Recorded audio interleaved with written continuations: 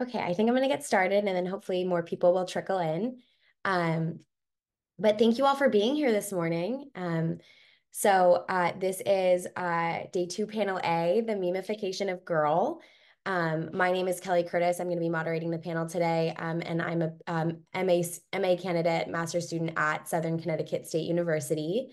So I just wanted to do a couple of quick, like, housekeeping things. The panel is being recorded, and then please, if you have any questions, drop them in the chat or send them in, and I will make sure to direct them to the right panelist or to the panel as a whole.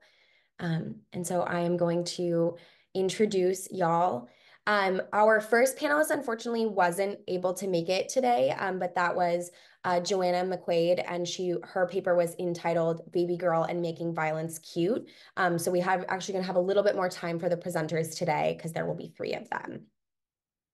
So our first presenter is Navidita Nair, who is a PhD researcher at Birkbeck College at the University of London, and her paper is titled "Girlhood and the Spectrum Between Irony and Sincerity." Our second presenter is Suhana Simran, who is currently pursuing her master's degree in English at Jawaharlal Nehru University in Delhi, India, and her paper is titled Playing the Sad Girl Online, Girl Feminism and Affect Theory in the Digital Media. And finally, last but not least, Isha Singh, who is our last panelist, who is an MSc Psychology graduate from Northumbria University and is currently working as a teaching assistant. And her paper is titled Girl History, Contextualizing the Trends of Discussing Girl Trends Using Critical Discourse Analysis. So I think that is all that I need to cover, and I will pass it on to our first panelist.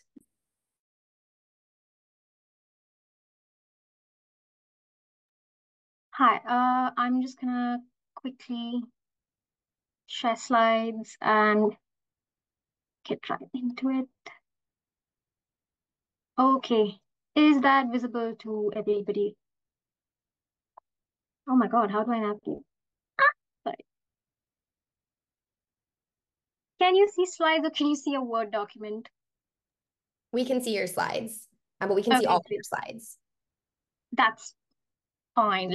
How do I,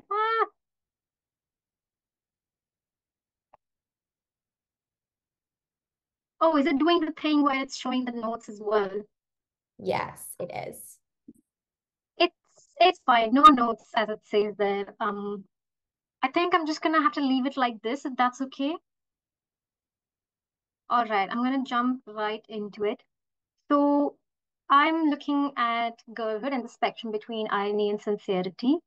My PhD research focus is in irony and sincerity in contemporary film cultures, and I'm looking at through the genre of cult, camp, and cringe. While working on the chapter of cringe, I found myself very, very, very interested in these ideas of dissociated feminism, representations of women, girl online.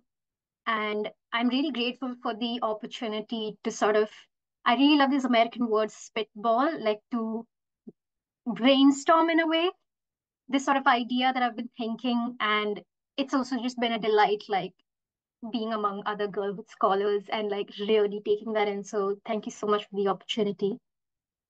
Um, I got very interested in this idea of girlhood is a spectrum, especially the internet meme. It sort of came up around the same time I was looking at cringe feminisms and dissociative feminisms, etc. And I thought to myself, okay, girlhood is a spectrum, the meme tells us, between these two extremes of a curled up baby deer on one side and a crusty raccoon on the other, Hello Kitty floating on a cloud on one side and a Gregor Samsa's cockroach on the other. And I wasn't able to put it in the slide, I forgot, but there's a really nice tweet that said, girlhood is a spectrum. One day you wake up appreciating your nice racks, and the other day you wake up with worms in your brain. I really love that one. Even though arguably fem meme culture online is a testament to how being dry and self-deprecating is the most girl-coded thing one can do. And despite the emergence of the commercially viable dissociative feminism aesthetic, which is what I got into initially in popular imagination, irony as rhetoric, affect, and aesthetic still belongs to the domain of the male.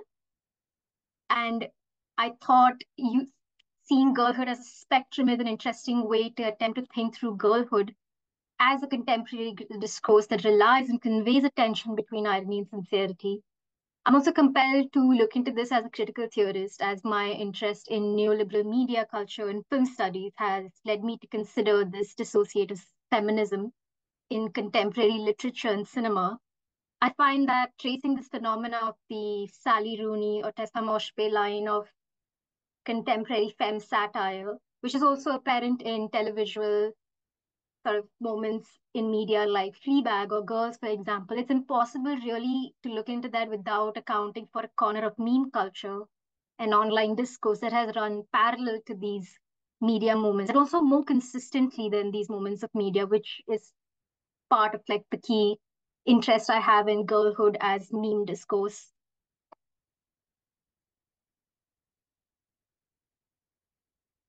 Sorry, I got lost my slide there for a moment. So what girlhood as a spectrum tells us is that there's always a duality of experience, a real dialectic of being a girl.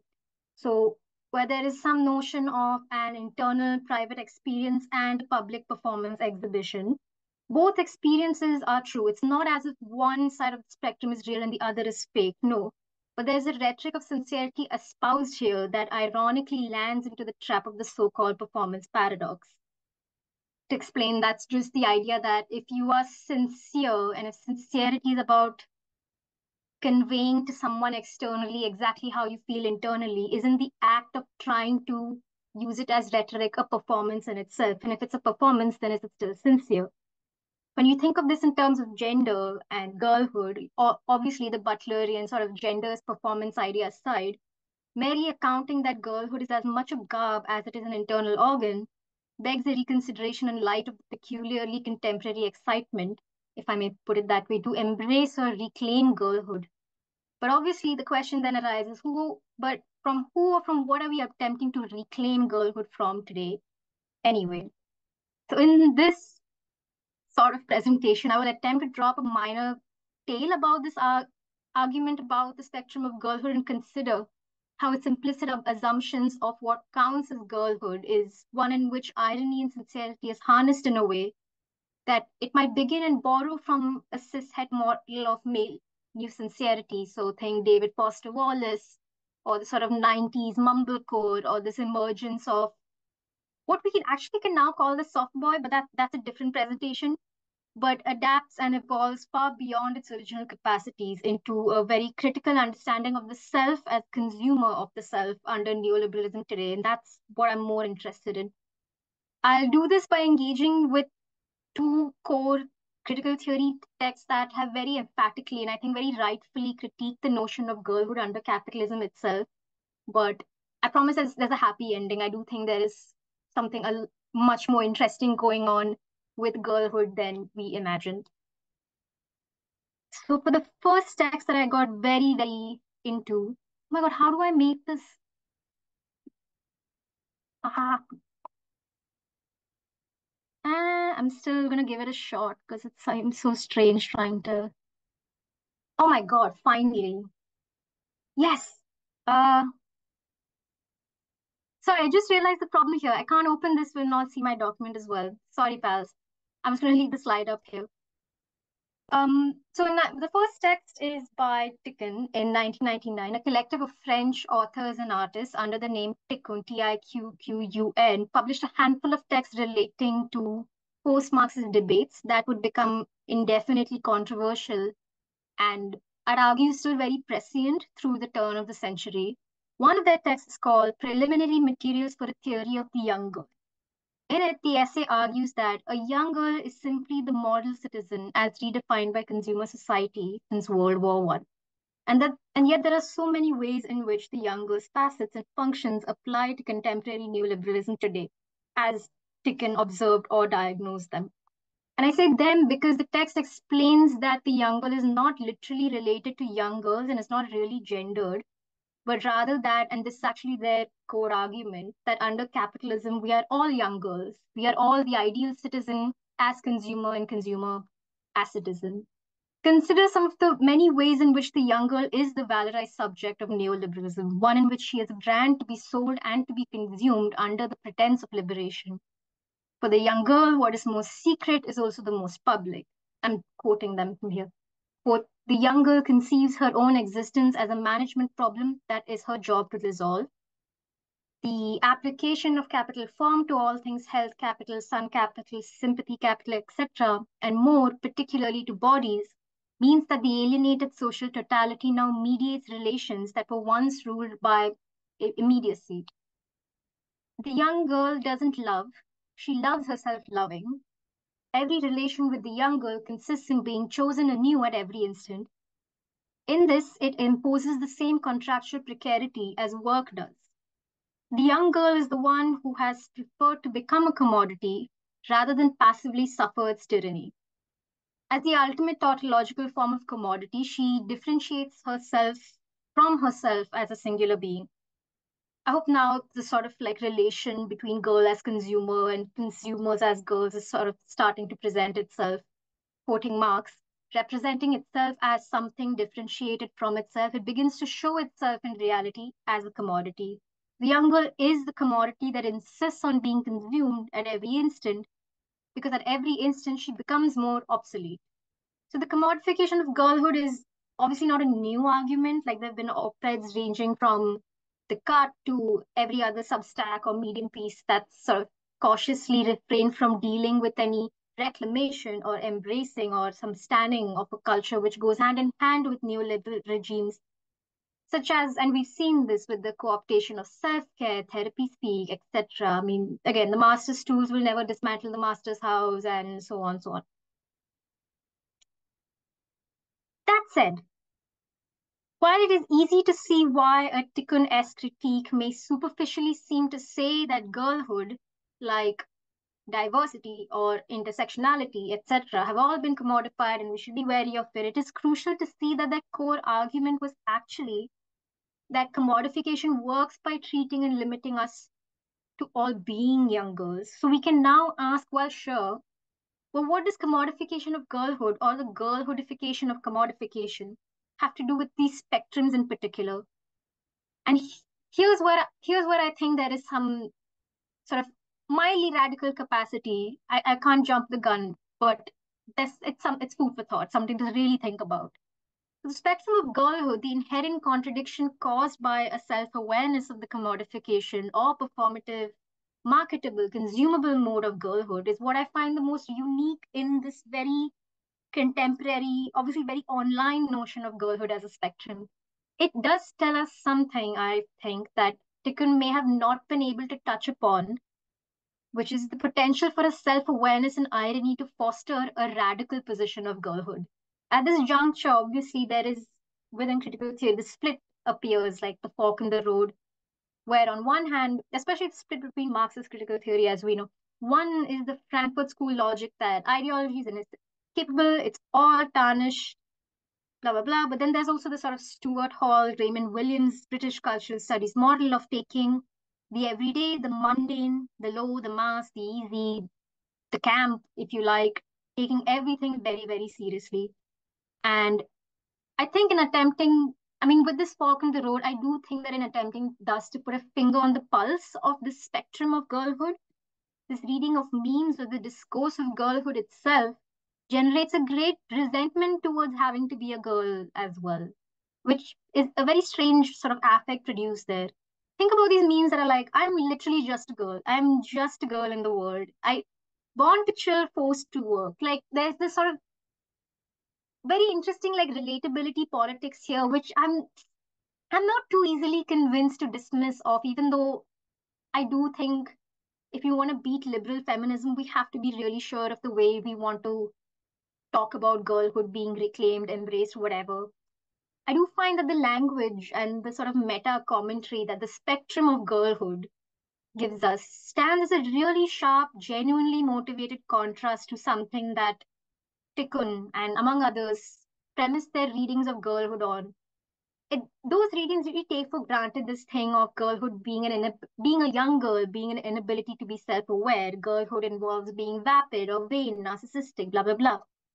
But like I said, I do think the idea of girlhood as a spectrum, one between irony and sincerity, an ironic self awareness of having to perform one's own girlhood, and the sincere commitment to embodying it like nobody's business. I think that still gives us an opening to considering how contemporary feminism is reckoning primarily with our true enemy, liberal girl boss feminism. To choose to be able to perform girlhood or reject, to do both or neither is part of the spectrum, either end knee deep in a playful attitude to the category of girlhood, and one that makes it literally so mundane. Like, here we are. Ticken right. The young girl would like to be a thing, but does not want to be treated like a thing. Yet all her distress comes not only from the fact that she is treated like a thing, but that on top of it, she can't really manage to be a thing. The world of the young girl evinces a singular sophistication in which reification has made added progress. In it, human relations mask market relations, which mask human relations. So, to come to the end of this attempt at a very expository exercise, thank you for your patience. This food for thought, I keep thinking of it as like a girl dinner version of a conference presentation. Thank you. I would like to quickly touch upon a complementary text to Tikkun, which I think analyzes their model and their claims of girlhood and consumption, blah, blah, blah, in a way that updates it and contests it for contemporary times. So, while also heavily indebted to internet culture, but being published right before the real dominance of girlhood discourse today, I put the text right in the middle of the slide. Heather Warren Crow and Andrea Johnson's Young Girls in Echoland, hashtag theorizing Tikkun, engages with the capacity for inherent girliness to redeem itself in the same ways that myths of Narcissus and feminist cartographies of myths and discourse continue to liberate us from ever mutating limitations. In it, they look at VSCO girls, basic bitches, and prior counter responses to Tikkun, such as theories of the man child, and provide really rich and unabashedly sincere readings of ironic attempts to deflate the mutations of girlhood in the marketplace. So, from Elle Woods to experimental feminist video art, or from Bjork to Fiona Apple, girlhood perhaps relates to every single one of us harnessing a sense of hopelessness in the face of capitalist realism and also in the promise of a new day. I do think that the future of girlhood, to quickly wrap this up, is one where we can recognize a truly Gramscian spectrum between the pessimism of the intellect and the optimism of the will. I'm not sure how, I don't know if I've run through this really quickly, but I think between these two texts and the way of presenting the spectrum analysis of girlhood, I would also like to add that from yesterday's panels to now, I found it so interesting that we've had multiple panels yesterday that have touched on pleasure and play and consumption. So I think it adds, I think our conversation about girlhood and the one that we're having about online discourses and online representations are really indebted to that kind of sociological work that's being done on with communities of young girls across the spectrum. Like, could add like a thank you slide to yesterday's presenters. This would be the moment because it's just blown up with more interesting bits. But thank you. That was my presentation. Thank you so much. That was amazing. And I'm going to pass it on to the next panelist, Suhana.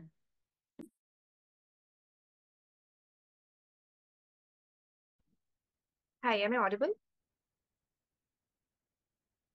Yeah, okay. So I'll just 1 second. I don't know if you can see my video, but yeah, I'll just share my screen.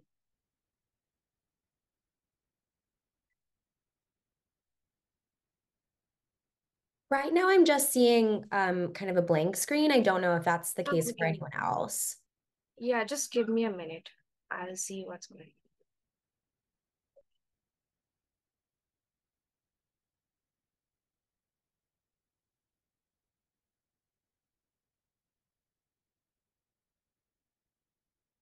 I guess the video stopped working. In any case, I'll just share the screen because it's more important.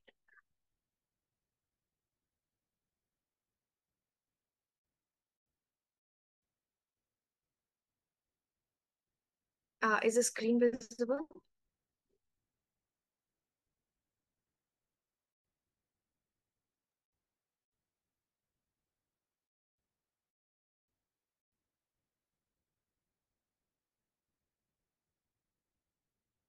Okay, all right. So I will start the slideshow.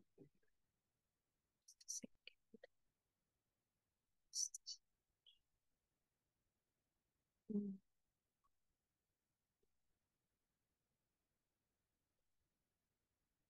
Okay, so I'll be presenting on the sad girl aesthetic online and trying to connect it to affect theory in digital media.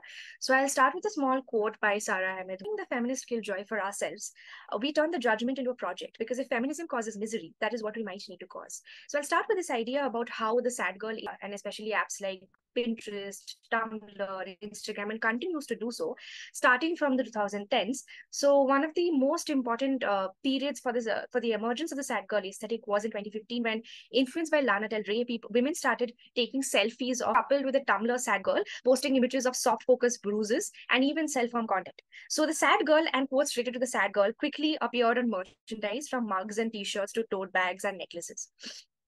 So while the sad girl raged online, she also enraged a lot of viewers with what was seen as an aestheticization or a glorification of not just emotional suffering, but also outright acts of self-harm.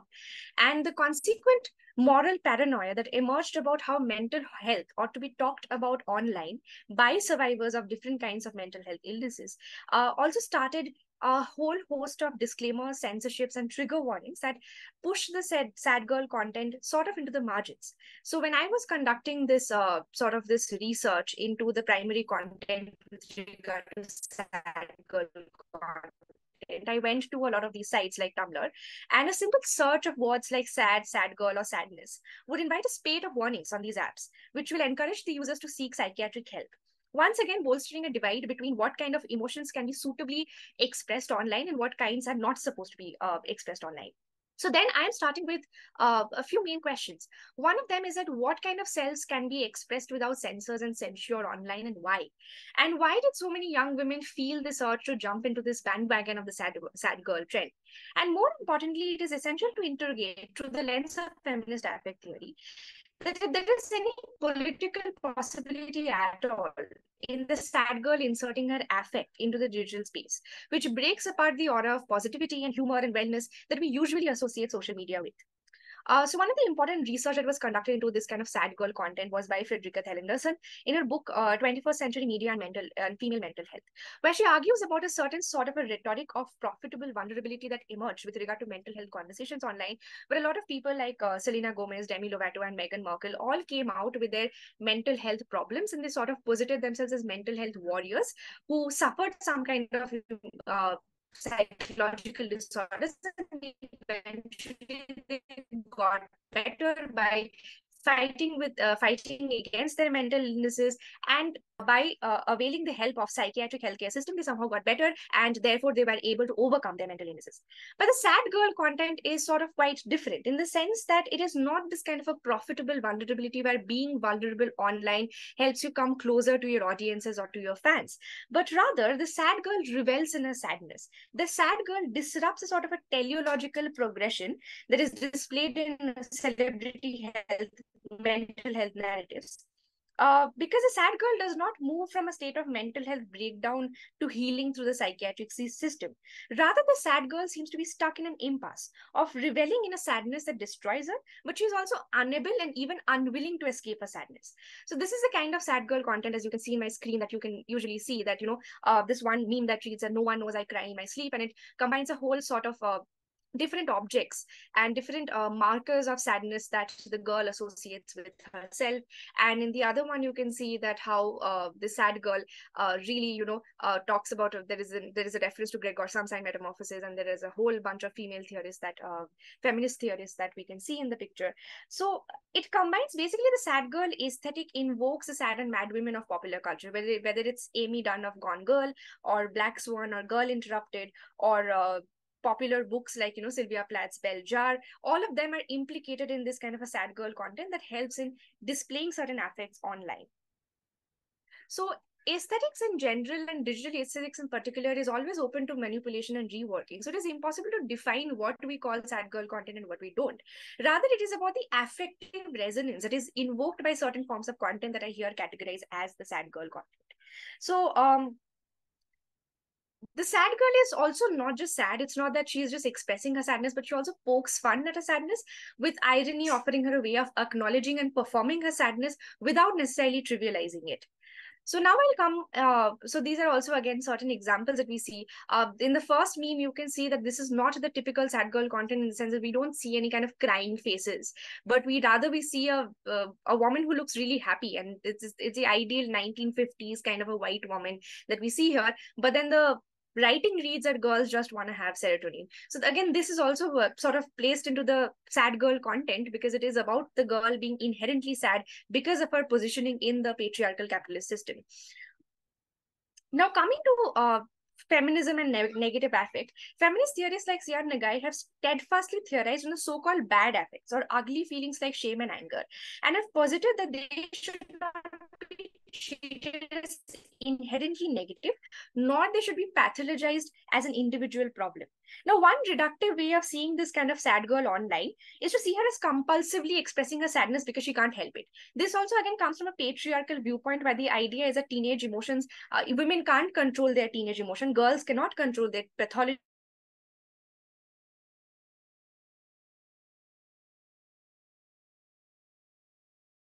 Therefore,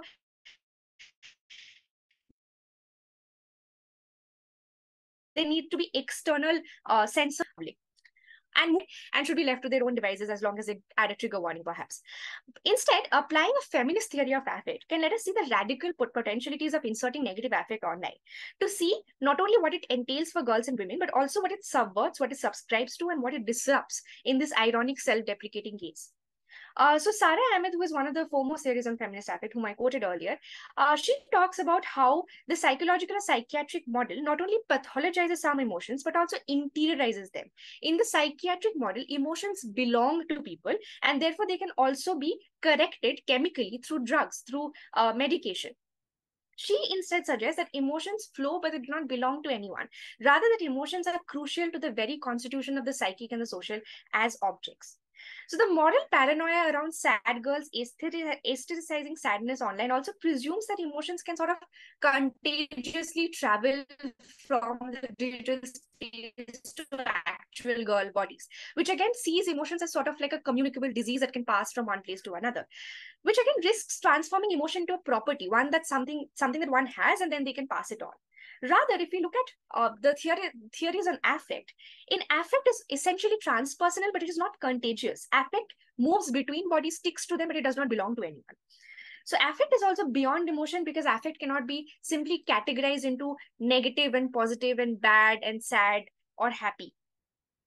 So we can think of the sad girl's engagement with the sadness online as moving beyond simple categorization of negative and positive emotions into a domain of affect, which cannot be named, diagnosed, cured, and healed, nor can it be truly depicted. It can only be invoked through collages and through different allusions and scraps and fragments and colors and allusions to popular novels and characters. It cannot be felt alone as an individual, nor can it be dealt solely within the private space through therapy or psychiatric drugs. Rather, it needs to be shared with other people, and that affective resonance needs to be felt online by multiple girls coming together and sharing this kind of content, making and remaking them.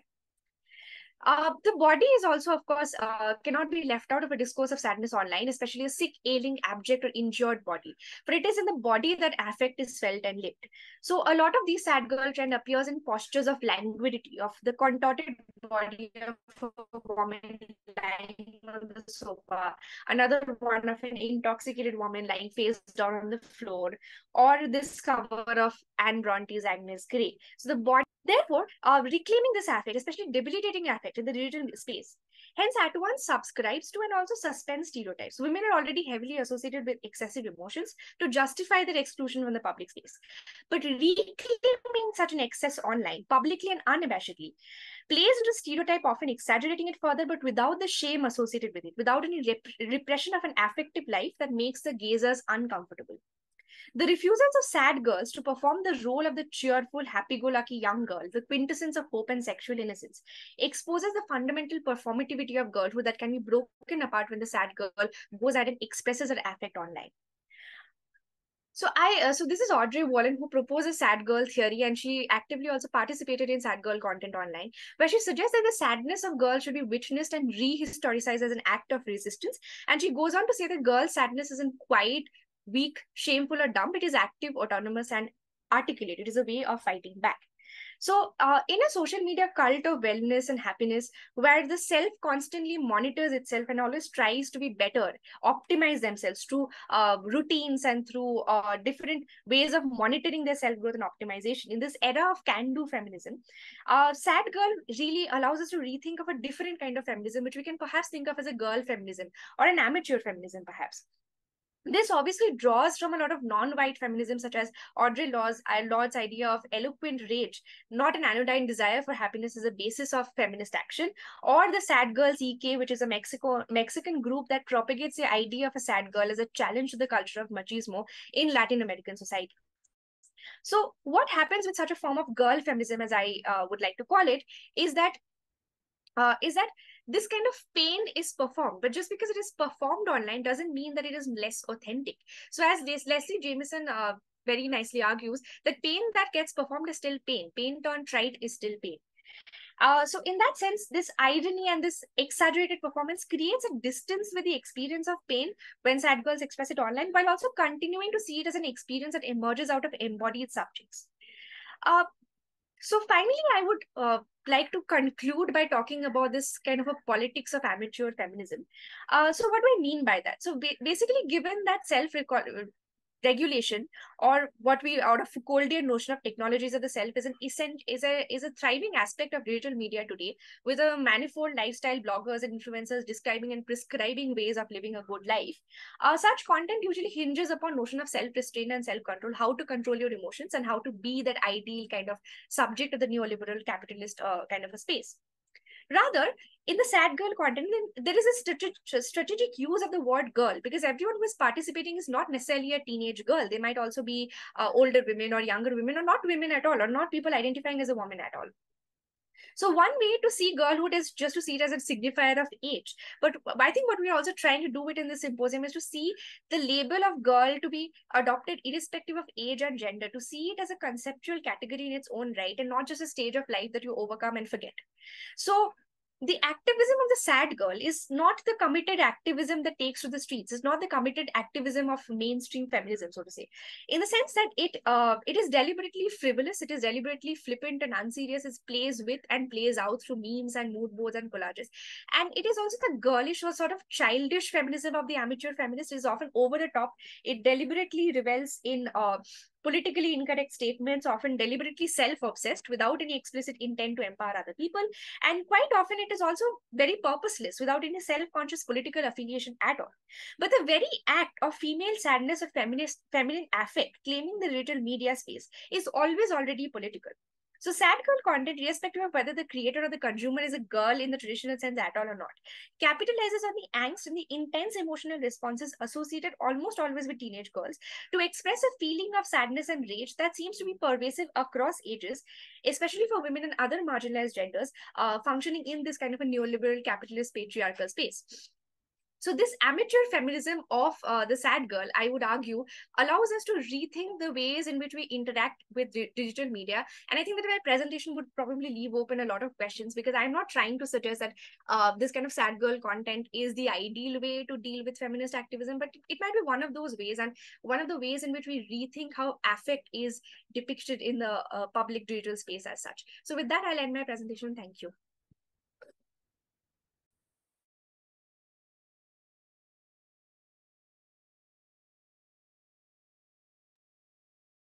Thank you so much. That was awesome.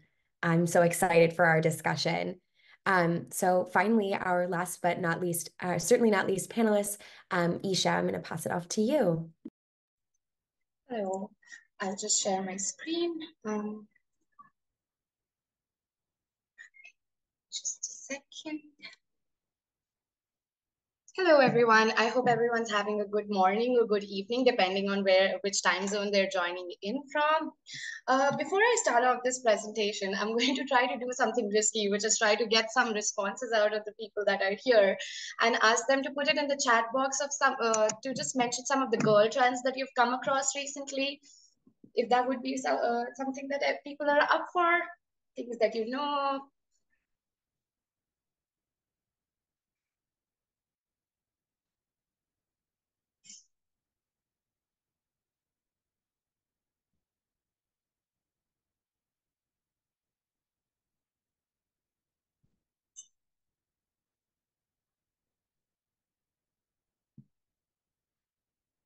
From whatever responses that are coming in, I see a lot of girl math.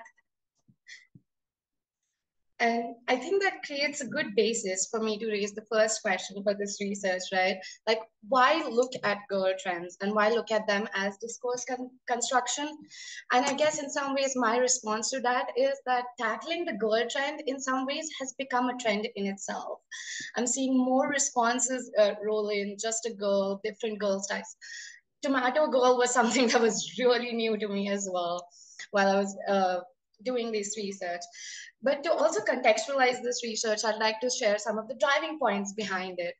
And I think the most important one was me doom scrolling on Instagram and Tumblr and coming across so many of these trends and just seeing that there is discourse construction that's happening on these platforms as well, where what you're coming across is not just the memes, but also the responses of it. So in some ways, these social media sites have now become a place of meta-analysis where something is created, it develops a shared meaning, and then there are responses to it and responses to the responses. As you can see from some of the op-eds that I've mentioned here, it becomes a trend to discuss these girl trends. And I also noticed that with most of our responses, we're talking about trends that we have noticed online, things that have started off from social media sites. But the reason why I wanted to focus on girl history is to bring attention to the fact that this is nothing new. When we keep thinking about how there's a girl for nearly every kind of woman that exists now, and that there are so many politics surrounding it, where in some ways someone calling you just a girl is going to be an insult, but calling yourself still a girl feels a bit empowering. It feels like laying claim to some of the liberties of youth that may not be as accessible, or to look at it as an act of cherishing, holding close, and safekeeping past versions of ourselves. How do we really deal with these opposites, what it seems to be the case? I think that's something that really resonates with Nivedita's presentation as well. Uh, to bring forward this point, I want to mention this critical essay by Shannon Howard, which basically says everything old is new again. It drives forward the point that the linear archive of microblogs, notes, and visual media on Tumblr kind of resembles some of the traditional forms of media that exist. The essay focuses on how Tumblr, by visually charting which user is responding to which post and charting that it's not possible for you to reblog the post without really alluding to the original post in itself, is kind of resembling print media where there cannot be lack of context. And that's something that makes Tumblr a unique space. A similar logic can be applied to girl trends, where often we keep on thinking about these girl trends as something that are happening as a product of social media sites. But if we just go back to the 2010s, there was the girl in the window, the girl in the train, two broke girls, and we were all, or the girl that was gone, alluding to Gone Girl. And it seems to be that this is just something that has been happening again and again, where we're referring to women as girls and discussing the politics of it. While in 2023, with the rise in clean girl aesthetic, girl math, girl dinner, it might seem like that 2023 represents the pinnacle of us, of these girl trends rearing their head. Let's not forget about these trends that also exist. Now, this moment that we're at kind of makes us wonder whether these digital spaces have given us the affordances to be able to mobilize larger crowds by promoting and proliferating different kinds of feminisms across platforms, or does it represent what has been conceptualized as the post-feminist moment, where capitalism has co-opted the language of feminism? in some ways, this might seem similar to the third wave choice feminism, where every choice made by a woman seems to be feminist. I would like to argue that that's not what we're looking at here in the current moment. It's more like laissez faire feminism, where the choices are prescribed and we are subscribing to these prescriptions. But by assuming that they are by girls and for girls, it's trying to locate itself out of the male gaze by just pretending that the men aren't looking. But does that actually mean that is it placed outside of the male gaze is something for us to contend with? Um, it's also important to see how social media has allowed us to discuss different kinds of feminisms, and this can be in some ways, these battles over feminism end up taking forms of affective modalities of humor online. This brings us to the point of the reader response theory, where every text is kind of written with an assumed reader in mind. Every performance has an assumed spectator in mind. And this becomes highly relevant when it comes to comedy, because comedy is about perspective, humor is about shared values. So when women come to the online space and try to enact feminist humor, what are the responses towards it? Now, in this research, to give some foreground to it, I've looked at 50 posts on Tumblr when I searched the hashtag girl math, because it seems to be something that we're all doing or discussing or having trouble with. And sampled all of the top 50 posts and done critical discourse analysis on them. Here, we look at some of the design features of Tumblr, which kind of motivated me to look at Tumblr instead of any other social media space. So here we see that Tumblr by its name kind of suggests the linear tumbling through meaning, where you're kind of traversing through a minefield of discourse. It doesn't have any character limits. It allows you to be able to post things right next to visual media, to react to it, to be able to embed it as part of your post, and to be able to respond to one another in a linear way without losing context. Another point is that user interaction on Tumblr happens in the form of follower networks rather than it just being individual social circles that are being built. So you don't necessarily have to know the person whose blog you're following. And the Tumblr interface, by ensuring that the primary material will always be part of the secondary response, ensures that context is not lost. The long form posts are also very helpful in being able to look at the discourse that's being circulated around ideas of gender and marginalization. I would also like to allude to some of the important research that's happened about Tumblr being very influential when it comes to discussing asexual identity, Tumblr as trans technology. So gender is something that has always been a central point when we're discussing things on Tumblr. Just to allude to something that I came across as part of my data was where a post listed that here we are on Tumblr debating the politics of girl math, while Twitter has been able to come up with a response to girl math by just coming up with boy math. So it seems to be that Tumblr is always notorious for being far too serious, for reading into things too much, which is very helpful for conducting CDA. So here we end up looking at how CDA is very helpful in illuminating how certain practices help to obscure and therefore perpetuate what is taken for granted. And it also has social justice right at its center, so it also helps in identifying alternate courses of action. It's it is committed towards tracing how all of these ahistorical naturalized discourses are actually historically fabricated, to try to focus on these girl trends as part of online social media circles without trying to allude to the history behind it, where it's these girl trends did happen in print media, in books, in TV shows, would be to try to look at it as in a vacuum, which would lose some of the value that it can have when we try to contextualize it in the larger history. Because again, everything old seems to be new again. Now, moving on to some of the findings, conducting CDA on these 50 posts involved going through these posts and inductively coding them, looking at some of the themes that were emerging, and then also looking at some of the rhetorical strategies that were used to be able to drive across these points. Some of these examples are things that I've put on these slides. I would not try to take up time by reading all of them. But in terms of looking at girls explaining girl math, it's basically these discussions that were happening about what girl math is. As we go on to debate over what feminism is and what being a feminist entails, questions of what girl math is something that comes up as well, where the only real girl math seems to be tracking your period. But in some ways, just to move back and forth with slides, that seems to be in opposition to the last point that I've made about the assertion, the mathematical assertion of trans women being women. That is it really just tracking your period that makes you a girl, that makes you a woman?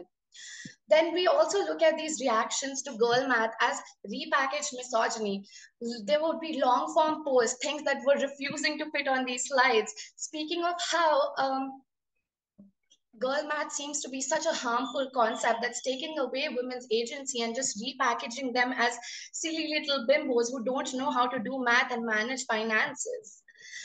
There's also the idea of the commodification of girlhood, where people were able to bring into attention how capitalism is able to co-opt languages that come up within what seems like minutes, where Sheen comes up with a discount code called Girl Math and gives you 60% off, driving you to buy more. And apparently it doesn't count because it's 60% off. Then another thing that we noticed was humor, where we're talking about enough of girl math, what about boy division? Or if there girl math is this, boy math is this, and non-binary math is this. So these humorous takes also had the underlying political part of being able to reassert that girl is a term for all. A hashtag that was observed in some of the posts was to say girly is a term for all, it does not discriminate. So we are able to come up with these languages, and these tags end up developing a shared meaning because they're repeatedly used. And the last one, it's a mathematical assertion of trans women are women, where in girl math, as we tried to bring attention to women in STEM, there was a post where photos were being circulated of women in STEM, and the person who had posted that was a TERF. And it's something that you are able to recognize on Tumblr by just scrolling through their blog, because often there's a lot of self-identification that's happening as well, where people would be positing their politics online very clearly, either through their bios or through their pin posts. Using that, this particular poster decided that I'm going to take credit for these photos and then give homage to a trans woman who has also contributed to this, and that ends up fulfilling the function of making the claim that trans women are women, making that factual claim. Some of the rhetorical strategies that were used, which is very interesting and I want to bring attention to, are how hashtags now serve different functions. Usually hashtags have been looked at as a categorical thing where they contribute to this virality or the spreadability of posts. But on Tumblr, what has been found is that it becomes a form of stage whispering, where people are able to navigate public and private spaces on Tumblr through hashtags. The messiness of emotions, of venting, of being able to share your rage is something that ends up happening in the tags, while the posts would be something that are more formal and professional and more for public performance.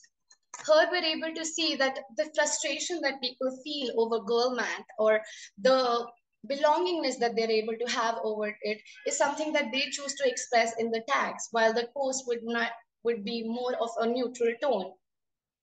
The idea of stage whispering comes from looking at it as using the oral metaphor of whispering, where it is just a secret whisper space that they're able to create for themselves to be able to communicate. There was also the idea of using girl math as a hashtag to make sure that your discourse is something that is becoming known to all of the girl math people, because as people subscribe to these ideas or subscribe to this idea of girl math being okay, they want to be able to bring their opinion towards that by just using that hashtag. So while functioning as a category, it also functions as a space for venting. Another thing that I saw was of people invoking personal experiences, where girl math was not just something that seemed like an online trend. It also became a way for people to be able to talk about their own experiences with poverty trauma, with being able to tell people about how they navigate their position in capitalism. And it becomes a rhetorical strategy where it's not just an opinion that they're sharing, but also something that they're giving value to by lending their personal experience towards it. And towards the last end, there was this thing about ideological opinions.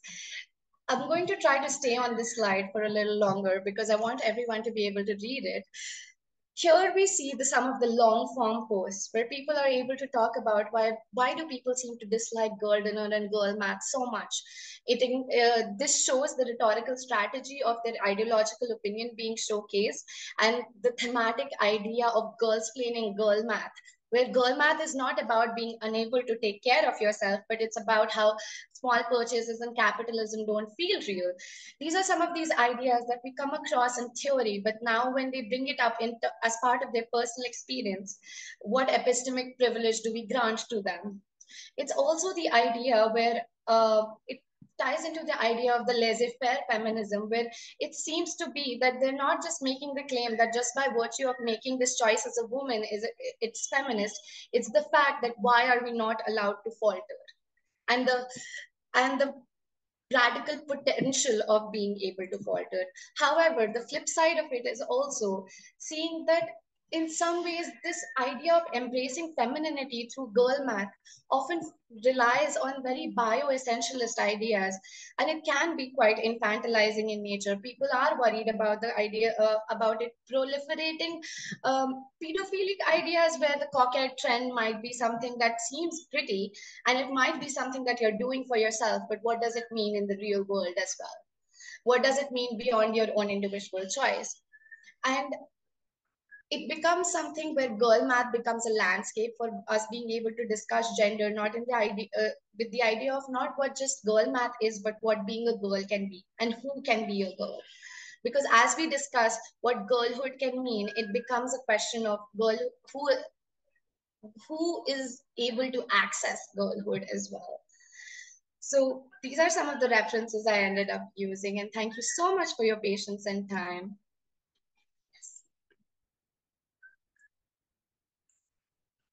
Wow, thank you all. This is such like rich scholarship. I'm so excited. I see that there's Shauna just put something in the chat. I don't know if you want to come off mute and talk, or I can read the comment out loud.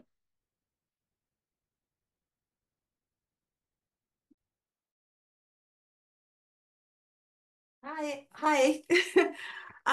Thank you so much for these amazing talks. I love them. And I know it's a rather long comment, but it's sort of like, I love thinking about the sad girl. It's a really powerful, I think, discourse online.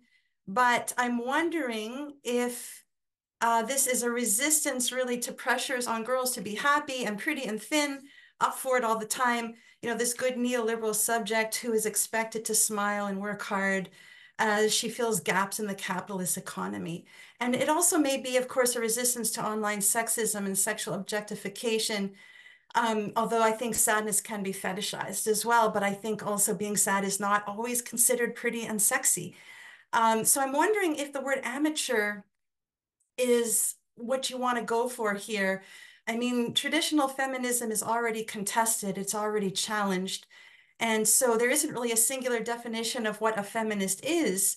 Therefore, I'm thinking that sad girl could be more perceived as like a uniquely gendered and uniquely youthful fourth wave expression of feminist thinking.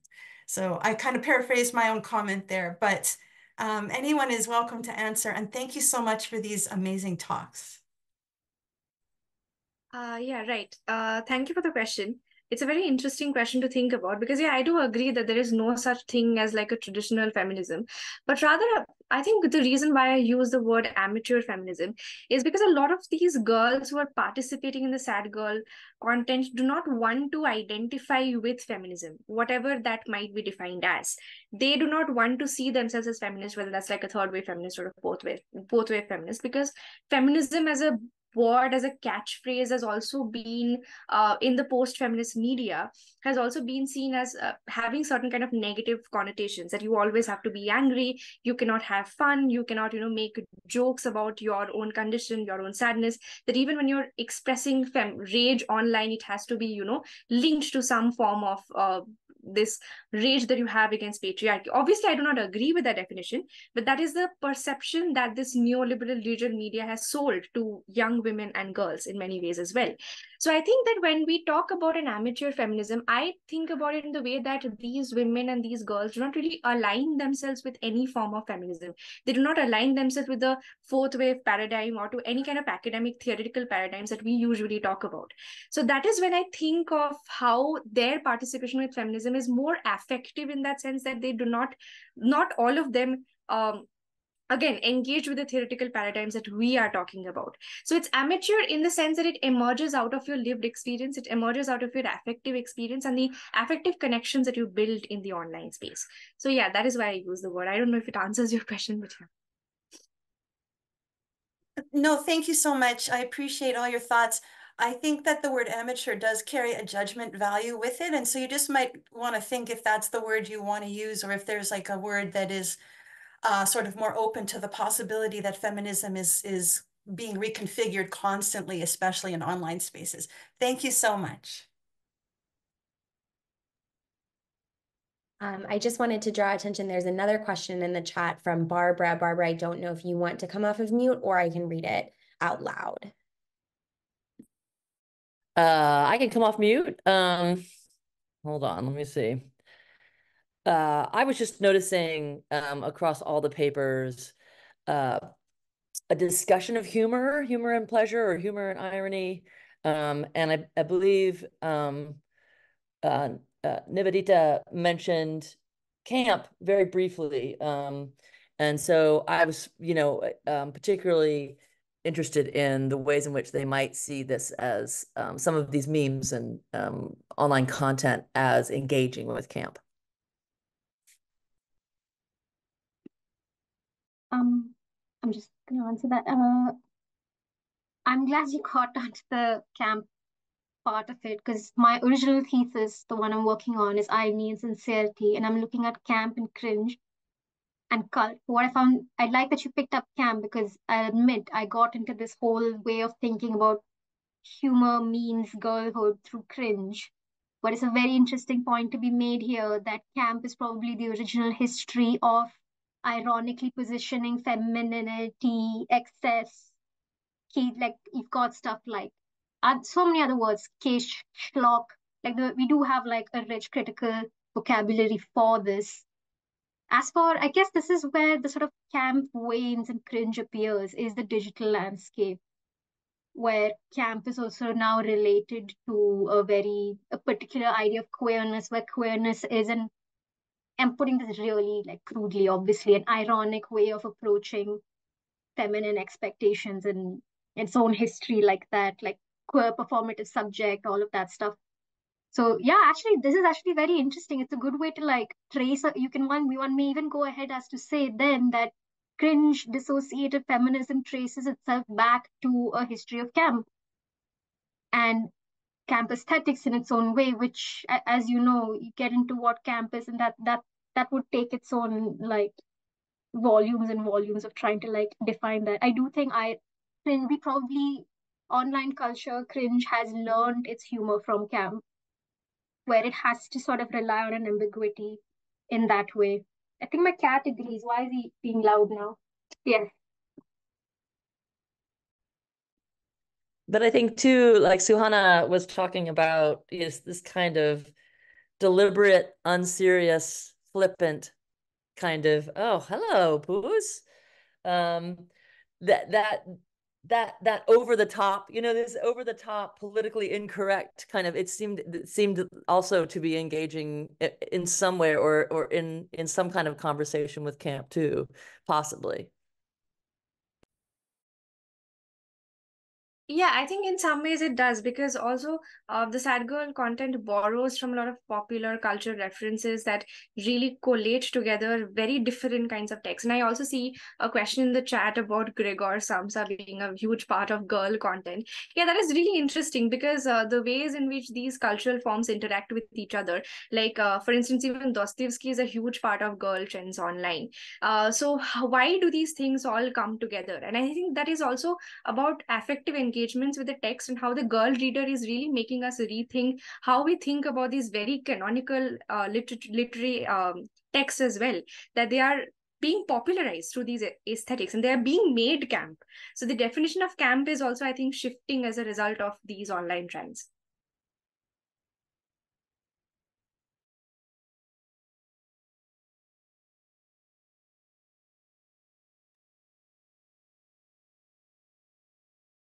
Just checking to see if there's any other questions that were sent. I don't know if anyone else wants to respond about Gregor Samsa being a reoccurring figure in girl content. Yeah, please.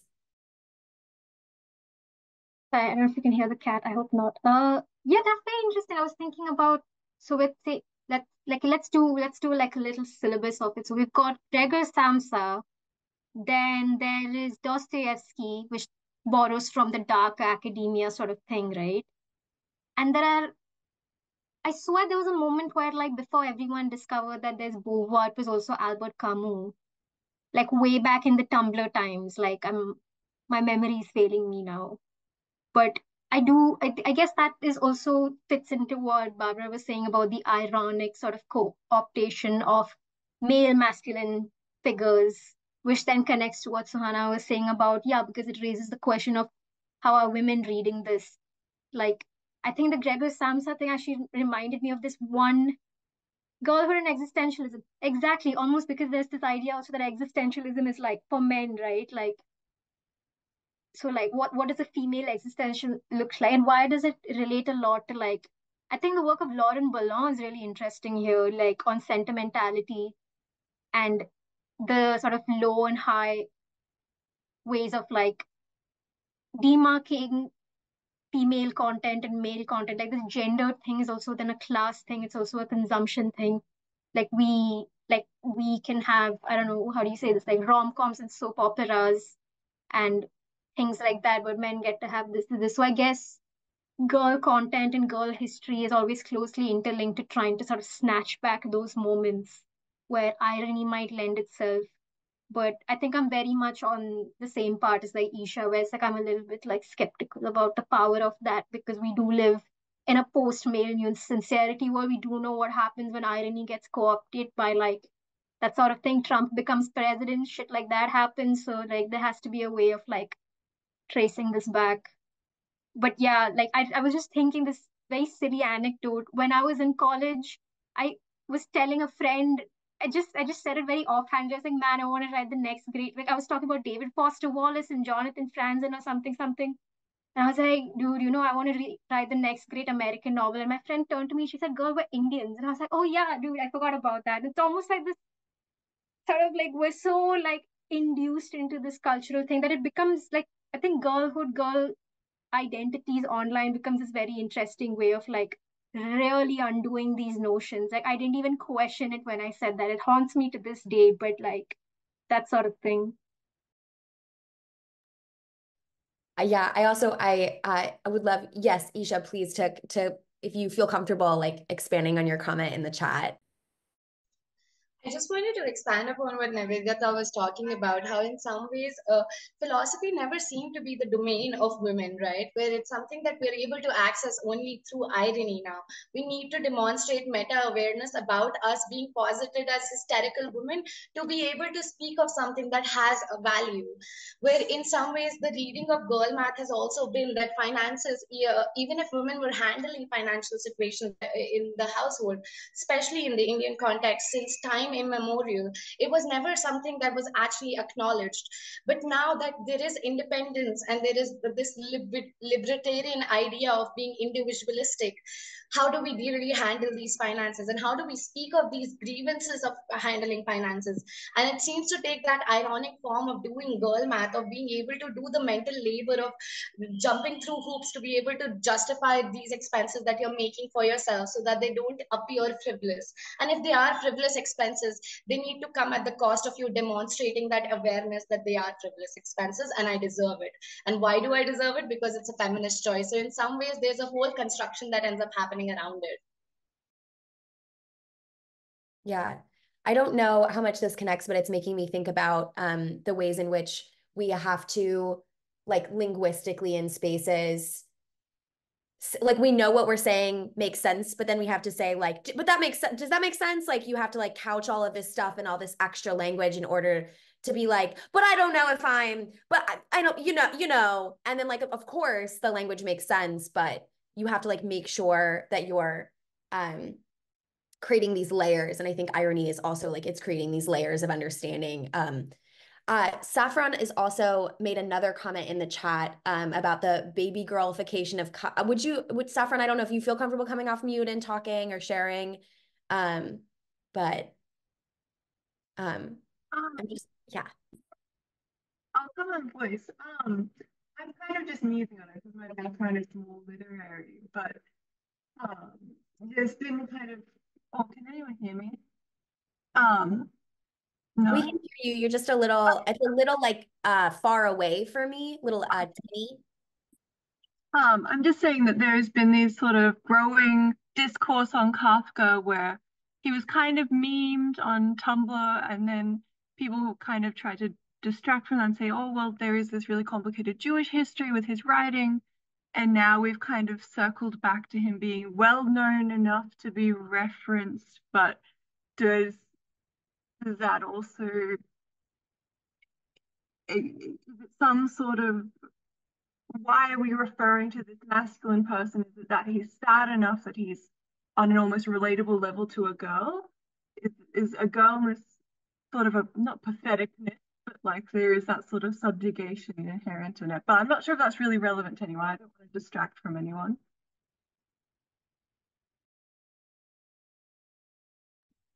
No, I appreciate your comment. I think it's really interesting to think also about the spectrum between sadness and anger, and, like, again, to tie back into this idea that, like, we can only experience emotion if we're experiencing the most of that emotion.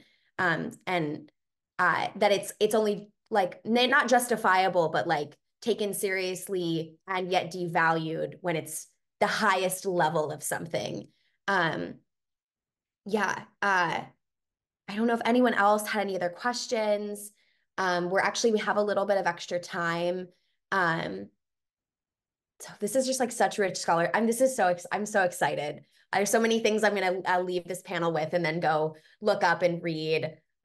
So yeah. No, likewise, I collective thank you to everybody. This was just, like I said, I was just trying to spitball a tangential idea from my thesis, but, like, I owe you all a big thank you for that.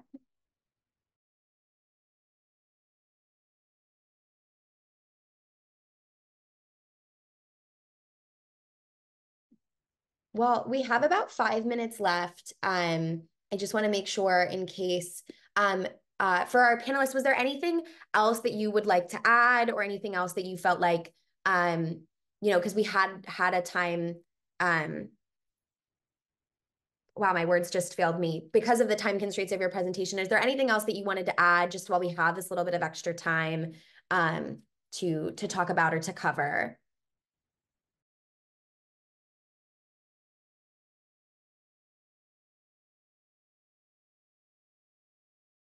Please. You're still muted. Right, I'm still going over the schedule for the rest of the day and tomorrow as well. There seems to be a bit that's going to be on, like, play and performance and things like that, which I think can be, I think a lot of the comments that we've had about, like, I really love this baby girlification, the conversation we've just had about camp and sort of these aesthetic paradigms and history that we're used to. I think it'll get very interesting to take these ideas and consider it as in the terms of performance in the next few panel sessions as well. Yeah, I think I was just trying to connect it to, like, what's happening next with the conference. Good stuff. No, I think so much of this scholarship overlaps. And it's just, I'm so excited. And I want to, yeah, shout out to the Girlhood Studies Collective for creating this space where we can have these conversations. Cause this is just like, I love being personally in conferences and then having so many thoughts running around that I can then barely like get my sentences out. So thank you all for creating this space. So yeah. Okay, well, we're at about time, so we can kind of close out a little bit early, give people some time in between now and the next panel. And thank you all for coming, and thank you to our lovely panelists. This was so wonderful, and thank you for letting me moderate this. This was such a wonderful thing to participate in. Thank you so much, Carrie. Thank you.